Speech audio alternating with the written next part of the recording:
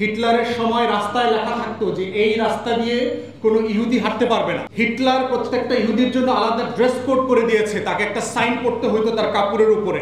এক এলাকা থেকে আরেক এলাকায় আত্মীয়ের বাড়িতে বিয়ে শাদীতে দেখা করতে যেতে হলে আগে সরকার থেকে পারমিশন নিতে হতো। জামাত, হেফাজত, শিবির, ছাত্রদল কেউ এলাকায় থাকতে পারে না, নিষিদ্ধ গ্রামের মতো হয়ে গেছে। গত শতাব্দীর এই সময়টাতে হিটলার তখন জার্মানির সবচেয়ে গুরুত্বপূর্ণ বিরোধী রাজনৈতিক দলের নেতা। একটা বাম অ্যালায়েন্স সোশ্যালিস্ট ওয়ার্কার্স পার্টি বলে সে দাবি করেছে। কিন্তু দুঃখজনক হলো সত্য যে সে প্রথম বিশ্বযুদ্ধে যুদ্ধ করে ফিরে আসার পরে সে মনে করেছিল যে জার্মানবাসী তার এই নতুন রাজনীতিতে যেমনটা করে সাড়া দেবেন তেমনটা সাড়া দেন নাই। 1922 সালের বছরের শেষের দিকে, অক্টোবরের দিকে ইটালির রোমে তখন মুসোলিনি একটা বড় মার্চ করে। সেটা দেখে জার্মানিতে নাৎসিরা এবং হিটলারের নেতৃত্বে তখন তারা প্ল্যান করে যে বার্লিনে তারা সরকার উৎখাত করবার জন্য একটা মিলিটারি কু করবে। এবং 23 সালের মাঝামাঝি জুলাই অগাস্টের দিকে, 1923 সালের কথা বলছি, 3000 সাবেক সোলজার যারা প্রথম বিশ্বযুদ্ধে অংশগ্রহণ করেছে এবং হিটলারের নাৎসি বাহিনীর সাথে কাজ করে, হিটলারের দলের কর্মী, তারা বার্লিনের সরকার পতনের জন্য কু করবার জন্য চেষ্টা করে। কিন্তু স্যাডলি তখন সরকার এটা জেনে ফেলে এবং এই কুটা তখন ব্যর্থ হয়। এইটাকে বিখ্যাত একটা টার্ম দিয়ে বলা হয় যে বার্লিন পুটস, মানে কু আর কি, বার্লিনের।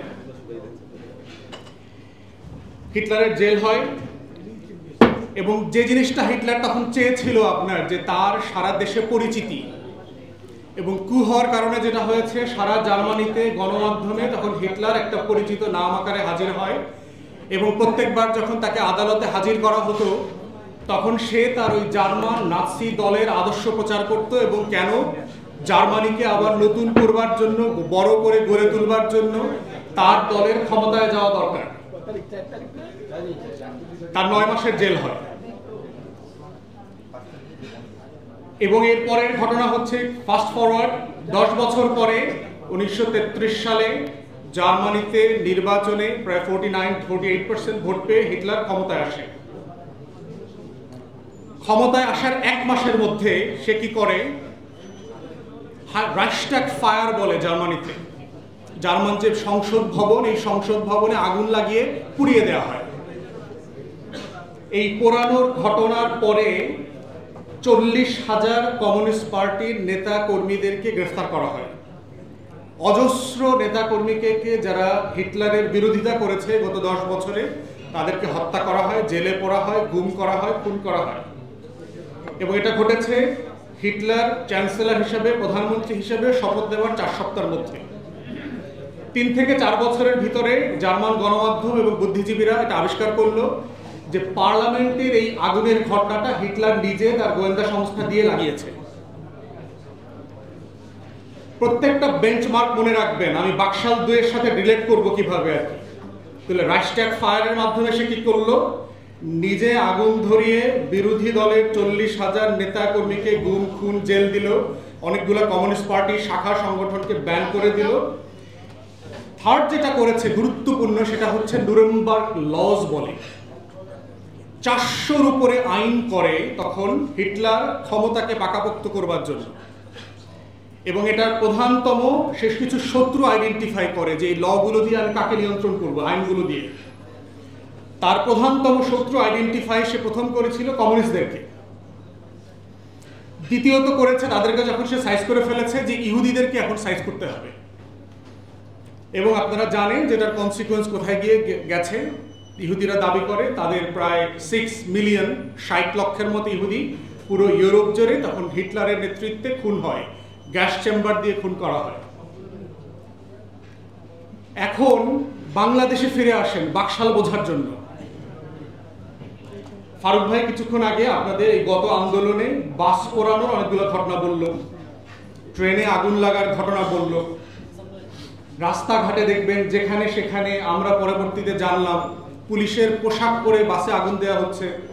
ডিবির পোশাক পরে আগুন দেওয়া হচ্ছে, র্যাব ড্রাইভারকে বলছে তাড়াতাড়ি ঢাল, আমরা দূর থেকে দেখতেছি। এবং ঢালার 2 মিনিটের ভিতরে র্যাবের টিম গিয়ে সেখানে প্রেস কনফারেন্স করছে, করে 2টা ছাত্র দলের নেতাকে ওখান থেকে আগে অ্যারেস্ট করা ছিল, ওদেরকে ওখানে নিয়ে গিয়ে প্রেজেন্ট করে বলল যে এই 2টা ছেলে এখানে এই বাসটাতে আগুন দিয়েছে।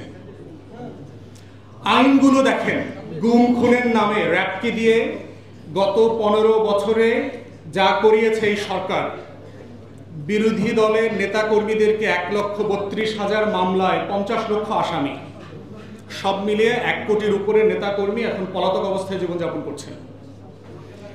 আইনগুলো কি দেখেন, বাংলাদেশের অসংখ্য গ্রামগঞ্জের কথা আপনারা জানেন, যেখানে বিএনপি অথবা তার ছাত্র সংগঠন, যুব সংগঠনের নেতাকর্মীরা, জামাত, হেফাজত, শিবির, ছাত্রদল কেউ এলাকায় থাকতে পারে না, নিষিদ্ধ গ্রামের মতো হয়ে গেছে। হিটলারের সময় রাস্তায় লেখা থাকতো যে এই রাস্তা দিয়ে কোনো ইহুদি হাঁটতে পারবে না, দোকানে লেখা থাকতো যে এই দোকানে কোনো ইহুদি আসতে পারবে না, বাসে ট্রেনে লেখা থাকতো যে এই বাসে ট্রেনে কোনো ইহুদি উঠতে পারবে না। হিটলার প্রত্যেকটা ইহুদির জন্য আলাদা ড্রেস কোড করে দিয়েছে, তাকে একটা সাইন পড়তে হইতো তার কাপড়ের উপরে, ট্যাগ নাম্বার ছিল। এক এলাকা থেকে আরেক এলাকায় আত্মীয়ের বাড়িতে বিয়ে শাদীতে দেখা করতে যেতে হলে আগে সরকার থেকে পারমিশন নিতে হতো। এইভাবে যে একটা শোষক বাস্তবতা তৈরি করেছিল হিটলার, আজকে বাংলাদেশে দেখেন বিরোধী দলের একটা রাজনৈতিক নেতাকর্মী গত 17 বছরের তার নির্যাতনের গল্পগুলো দেখেন, শোনেন, আপনি শুধুমাত্র গত শতাব্দীর হিটলারের সাথে তুলনা করতে পারবেন। বিরোধী দলের প্রত্যেকটা নেতাকর্মীকে কিভাবে নিঃস্ব করে দিয়েছে, বাড়িতে যেতে পারে না, ছেলেমেয়ের সাথে দেখা করতে পারে না, মানে নিজের দোকান পাট, ব্যবসা বাণিজ্য সব নিশ্চিহ্ন করে দিয়েছে। পুকুর ঘের যা ছিল সেগুলো আওয়ামী লীগের লোকজন দখল করে ফেলেছে। হিটলারও এটা করেছে, ইহুদিদের সম্পত্তি রাষ্ট্রের সাপেক্ষে দখল করে ফেলতো। আজকে আওয়ামী লীগের নেতাকর্মীরা দেখেন সারা বাংলাদেশে বিরোধী দলের নেতাকর্মীদের বাড়ি গাড়ি, মোটরসাইকেল, জমি জমা, পুকুর ঘের, দোকানপাট নিজের বাপদাদার সম্পত্তি মনে করে দখল করে নেয়। তাহলে এই বাকশাল 2 নতুন কোনো ঘটনা না।